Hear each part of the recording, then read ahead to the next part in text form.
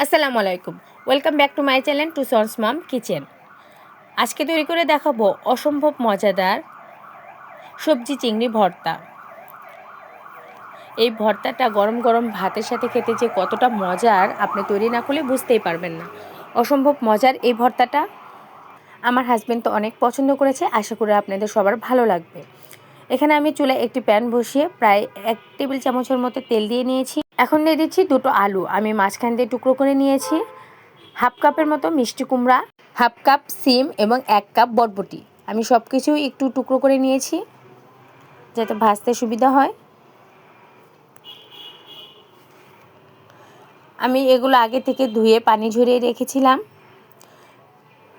এখন দিয়ে দিচ্ছি 6 থেকে 7টি রসুনের কোয়া, আমি একটু কুচি করে নিয়েছি। এখন দিয়ে দিচ্ছি 1 মুঠ পরিমাণ ছোট চিংড়ি।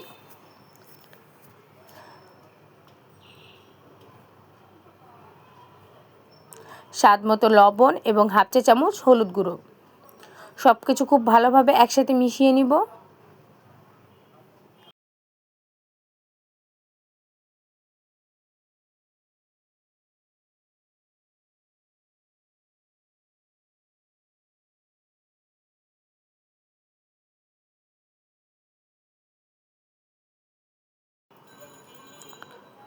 খুব ভালোভাবে মিশিয়ে নিব।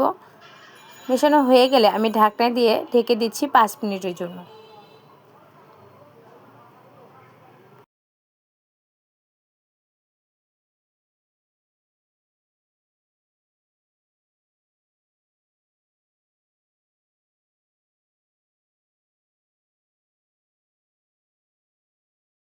পাঁচ মিনিট পর ঢাকনাটা খুলে আমি আবারও সব কিছু একটু মিশিয়ে নিচ্ছি। খুব ভালোভাবে নেড়ে দিব। আলুটা প্রায় সেদ্ধ হয়ে এসেছে। আমি আবারও এটা ঢাকনা দিয়ে ঢেকে দিচ্ছি 2 থেকে 3 মিনিটের জন্য।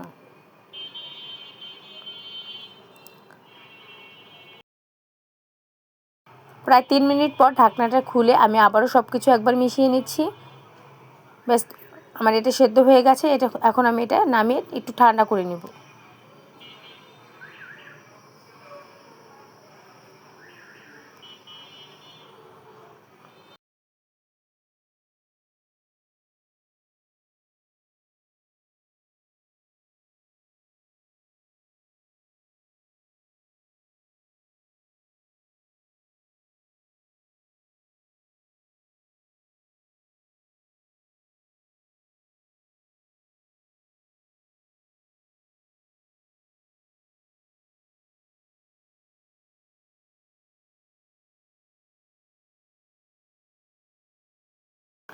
এখন চলে আসছি ভর্তা করতে।